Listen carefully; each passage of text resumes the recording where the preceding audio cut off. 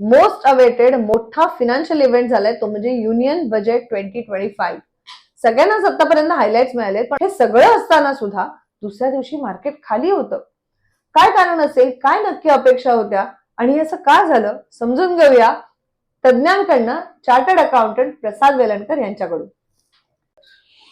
नमस्कार. बजेटमध्ये जे आपण बघितलं की थ्रेशोल्ड लिमिटमध्ये चेंज केल्यामुळे फायनान्स मिनिस्टरने सांगितलं की 1,00,000 करोडचा टॅक्स त्यांनी फरगो केलेला आहे.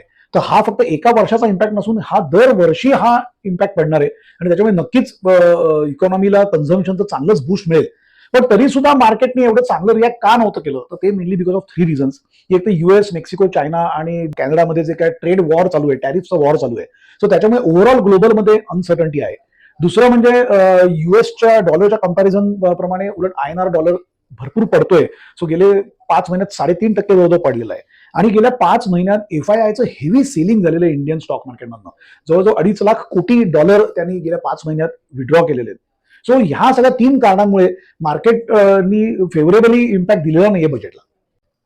मंडळी, मग आता स्टॉक मार्केट असंच खाली पडत जाणार, किती दिवस जाणार, ह्याच्या पुढे काय होणार आणि नक्की आपण या सिच्युएशन मध्ये करायला काय हवंय, हे सगळं जाणून घेण्यासाठी आमचा पार्ट 2 बघायला विसरू नका.